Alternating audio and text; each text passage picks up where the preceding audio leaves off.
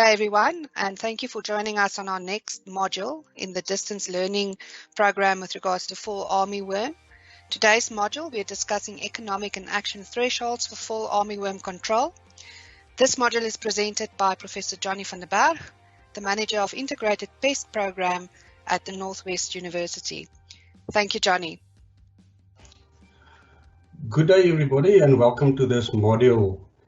This module is challenging in the sense that we are addressing a complex system or a complex problem, which is economic thresholds.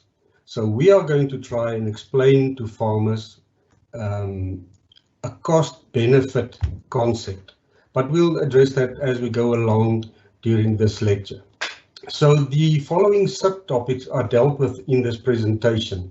And before I start with that, I'd like to remind you, all the trainers, that in the PDF that you can access on this website, in the PDF that you can access below each of the slides that I show in this presentation, there is a lot of text giving more detailed information and suggesting things that you could discuss with farmers, tell them to prompt some questions, etc.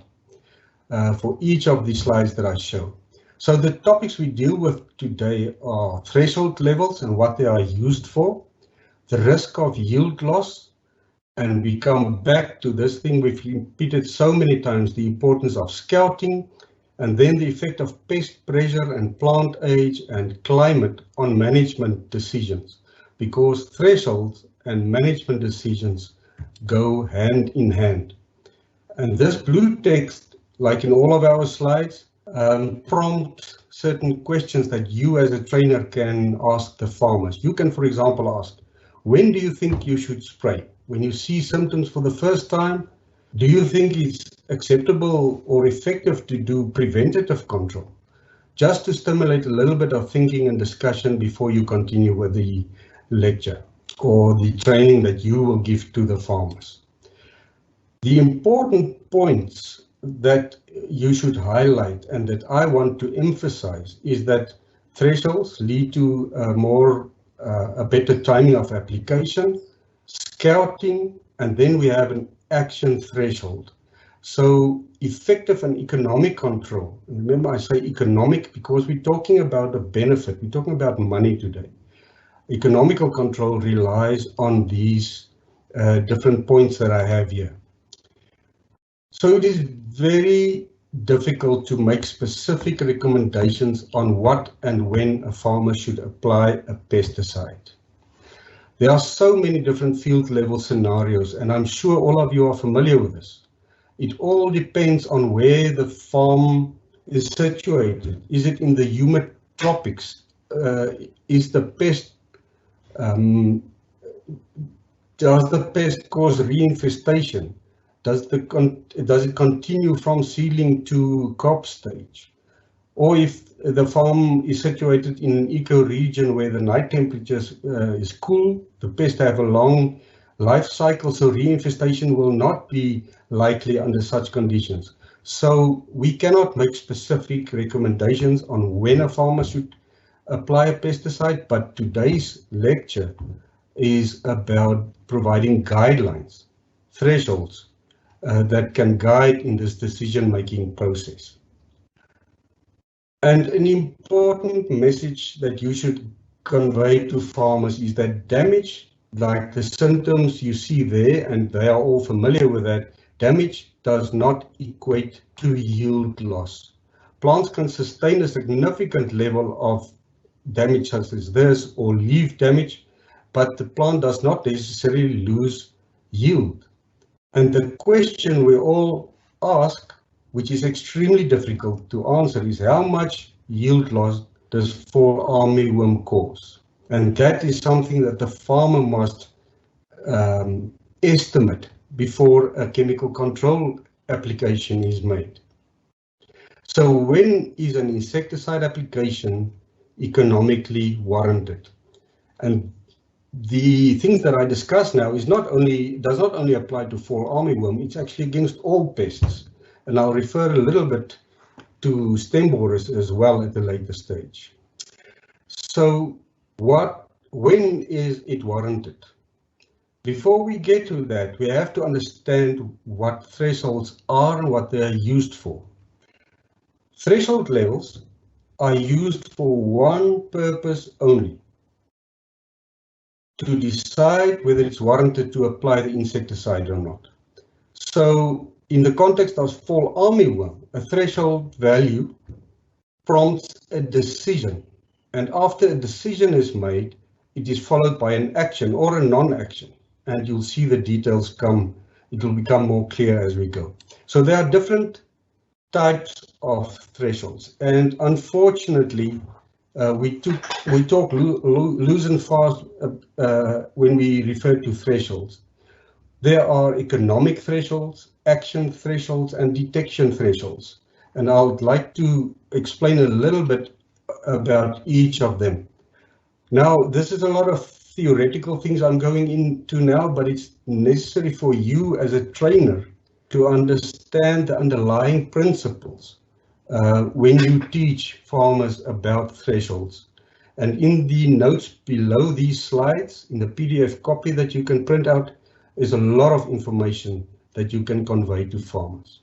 So an economic threshold level or the injury level is the population density where the cost of control equals economic loss, and we do not want to reach the economic injury level, and therefore we have an economic threshold level. So when a farmer sprays too early or at a very low infestation level, he's wasting his money, and the benefit does not exceed the loss that you will get, so he loses his money. But one thing we've seen in Africa with the outbreak of this devastating pest is that governments provided insecticides free of charge. So if a farmer does not have to pay for any insecticide, threshold levels are really irrelevant if it's free. Farmers will not consider threshold. So this is not a very good practice. Then we have the detection threshold. These are used by farmers, and it really only indicates when the pest is present in the field, and that must prompt other actions. And the important part is the action threshold. These are not formal values, but guidelines that was developed after experts were consulted. So it's expert opinion on the topic of thresholds. And these thresholds are described and also provided with a lot of other detail in the Fall Armyworm IP guide for Africa, IPM guide for Africa, which I'm sure many of you will have, but it is also available on this site and on the internet. So the action threshold we are talking about is, for example, when 20% of the plants on a field show damage, 20% of the fields, then the farmer must apply a pesticide. So these thresholds vary, of course. At different plant ages, we have different threshold levels. So we have plant age-based thresholds, which I'll go into detail later on. But just a little bit more theory on the threshold to explain the principle. So this graph shows you how dynamic a situation might be.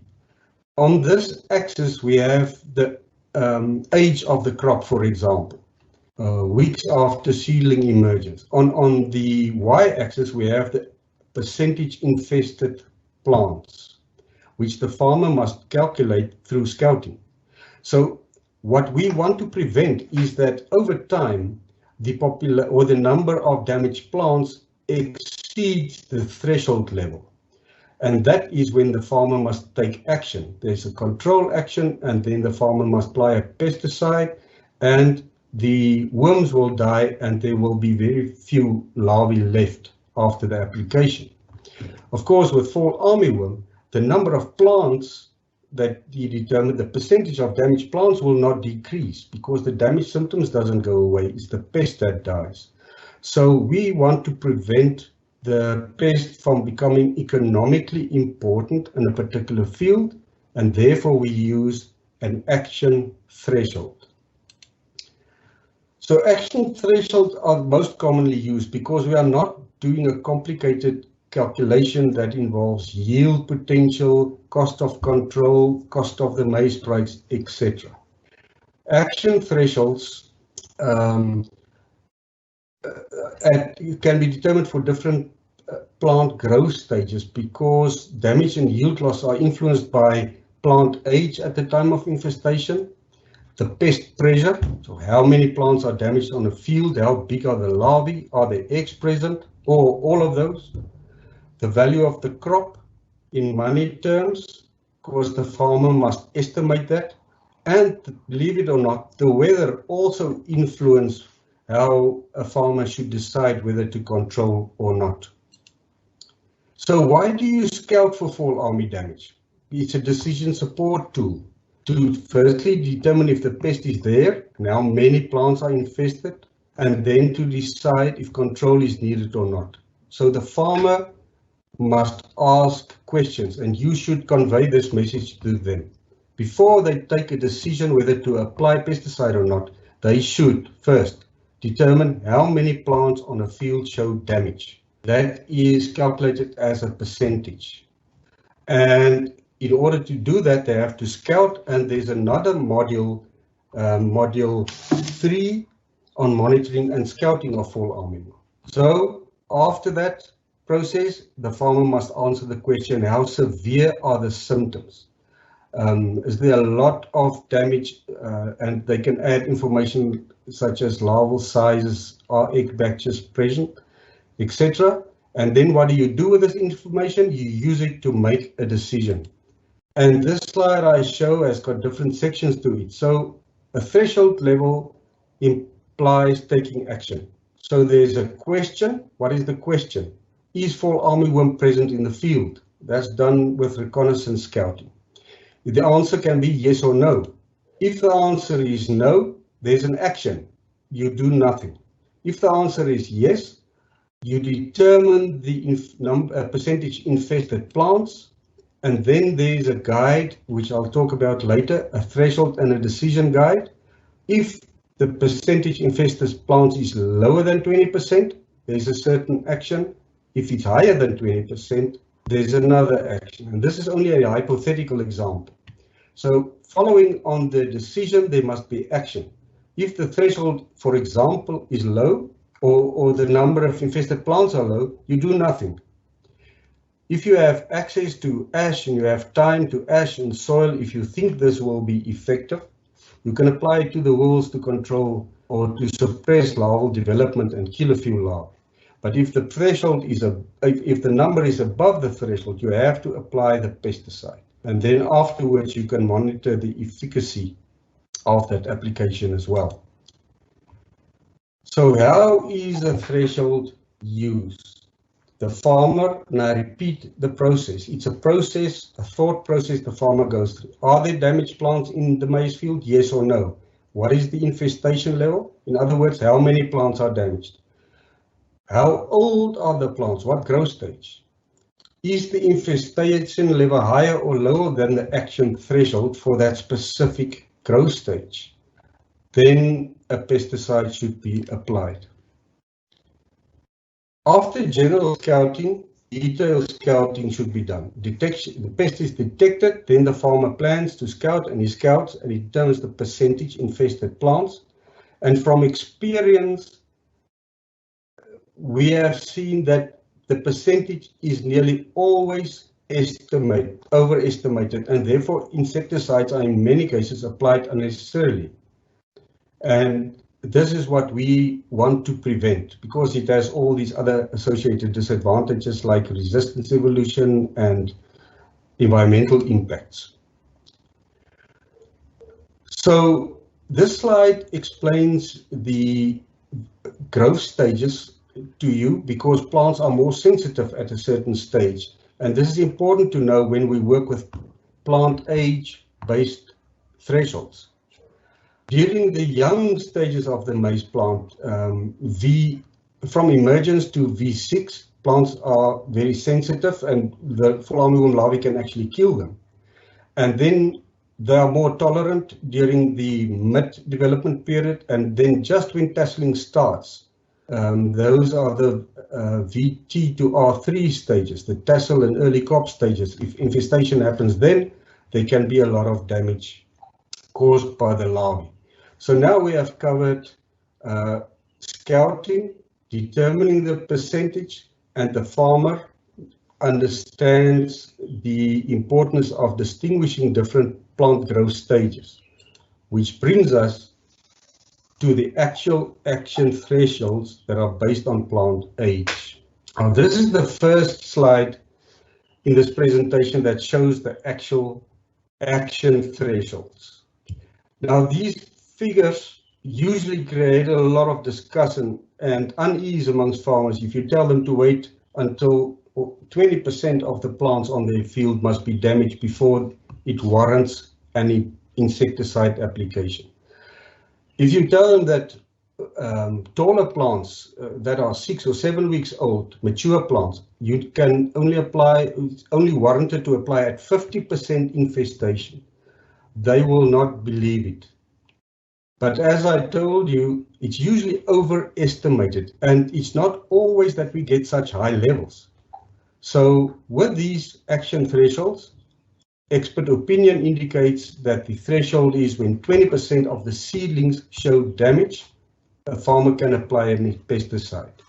But of course, there's a range and there's leeway built into the system. So it can actually be anywhere between 10 and 30%. Then the farmer should start applying pesticides.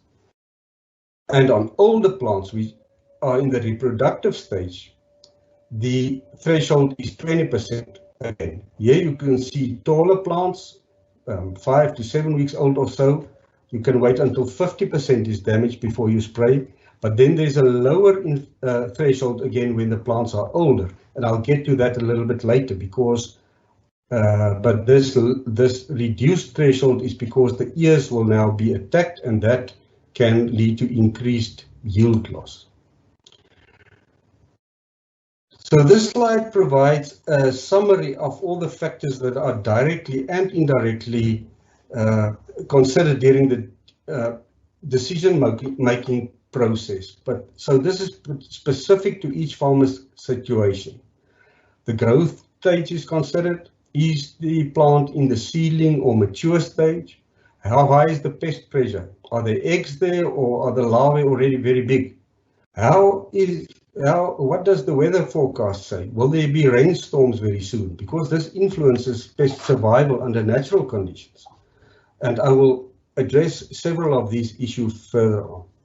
So whether the pest is present or not is determined by looking at clusters of small window panes, which gives the indication that the pest is in the field. So the farmer detects this and then he has to scout. So, and based on the scouting result, he has to make a management decision. And I repeat the figures that I gave in the table here. The threshold to decide whether to spray or not is 20% at the seedling stage. This is a little bit earlier than this, but there you can see on this picture on the left, a younger plant. Small pinnels are present in the leaves of the whorl, and that is what the farmer needs to scout for. Otherwise, he will observe the pest too late. And when the plants are more mature than the one on the picture on the left, the threshold is only at 50%. But the picture on the right shows very young and tender maize cobs pushing out the silk. These ears are very soft, these cobs, and the threshold is 20% during this stage, where the farmer then should apply when he sees that level of pest damage. But only looking at damage and the presence of worms in the field, that's not the only option. Some of you may be so lucky to have a moth pheromone trap network in an area, and you can use this also as an indicator of when to start scouting in order to make a decision regarding pest control. So The number of moths that you catch in these traps indicates egg laying intensity. Is the moth count high or low? That means that if it's very low in the beginning of the season, you're not going to be likely to spray very quickly, and it means that you start scouting. Is the moth count increasing or decreasing? And I urge farmers to record the type of thing that they see, the infestation levels. And record keeping is very important in pest management, and you as a trainer should attempt to get farmers to keep record about these type of things and their observations. And I think it was also mentioned in some of the other modules we did.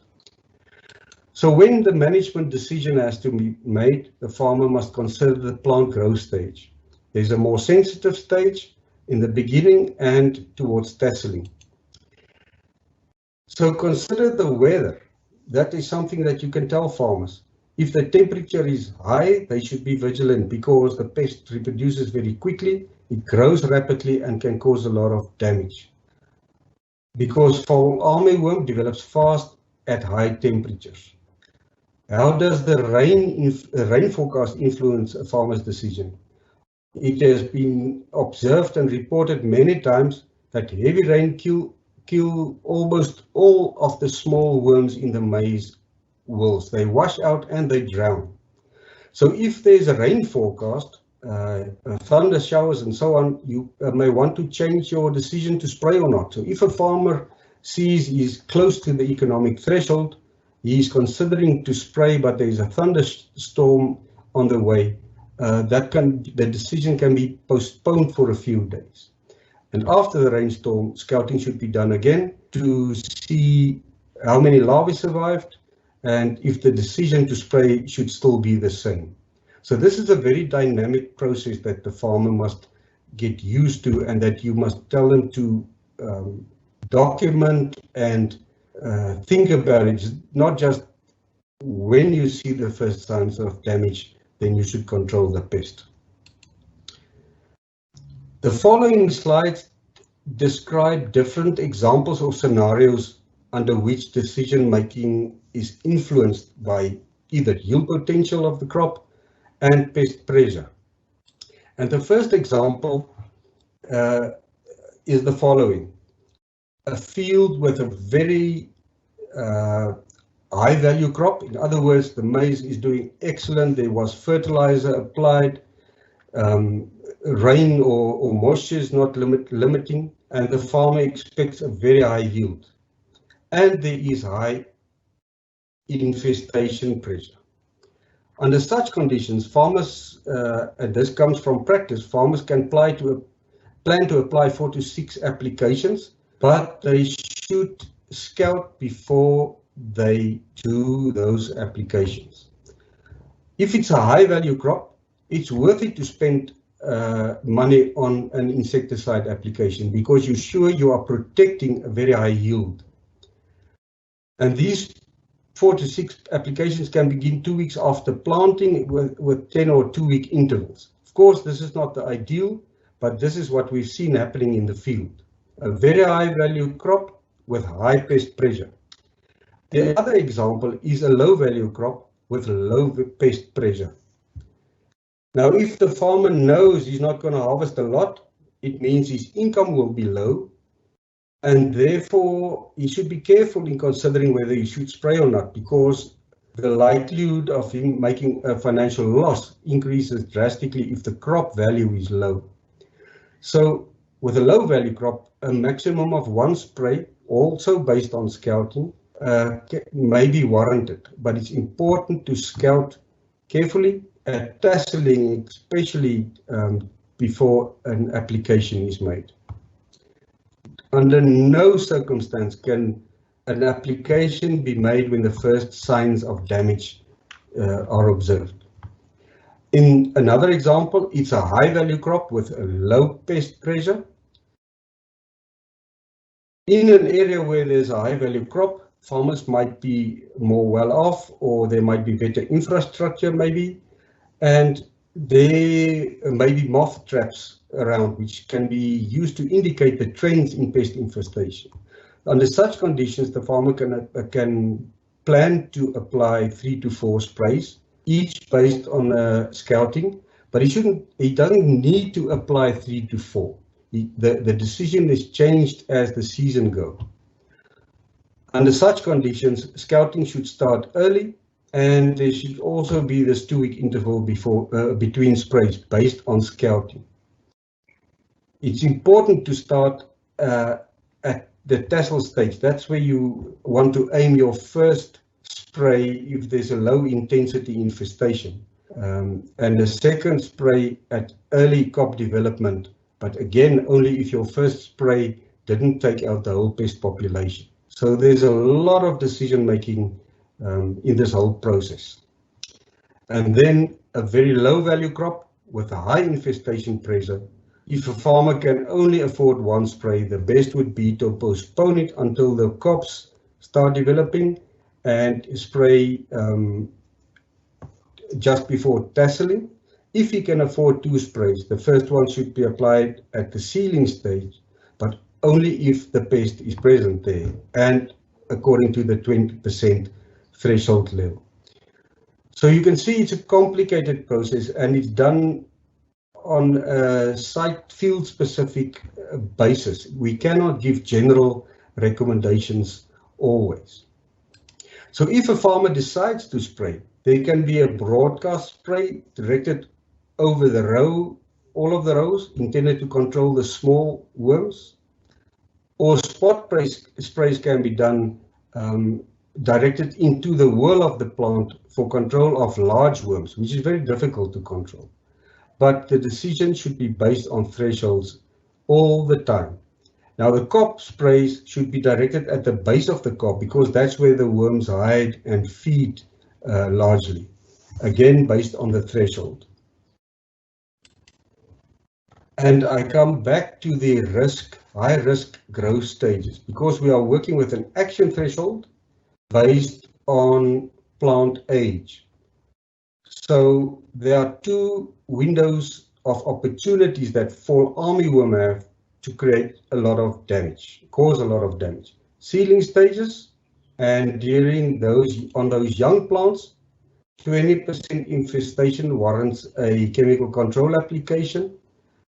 And when we talk about reproductive plants that look like this, they are in the reproductive phase, the tasseling is happening, the flowers of the plants are starting to emerge. This is the other very sensitive stage because the tassel of the maize plant, the flower, pushes out the worms that live in the whorl. There's no more soft whorl tissue left for them to feed. So the worms climb out of the maize whorls when tasseling happens, and they climb down and they start feeding on the ears. That is why this is the other sensitive stage in the growth period of a maize plant. So this is why farmers need to be very aware of the infestation levels and the size of larvae just before and during tasseling. So the threshold there is then they should apply insecticide when 20% of the plants are infested. When farmers see this type of damage, it is too late to apply any control measures. There's no way in which they can kill these types of larvae, and it doesn't even help that they now want to determine the incidence of infested plants in a field and want to use a threshold. So I'm ending this presentation now by just summarizing. Scouting is important. Farmers must be made aware that they shouldn't apply insecticide at the first signs of damage, but like you see in this slide, they can also apply it too late. And that is what we do not want. So you can end your training session by asking the farmers, for example, at what infestation level now do they think that control is warranted? Do they think it is acceptable or effective to apply preventative control? And if they say yes, you ask them why is it acceptable to apply preventative control, because the pest is not even there. And this can result in a lot of discussion about when to make applications. So the bottom line is insecticides cost money, and the economic threshold must consider that input, the benefit that the crop has, the weather condition, the plant growth stages, etc. And I wish you all the best in conveying this complicated message to farmers. Thank you very much.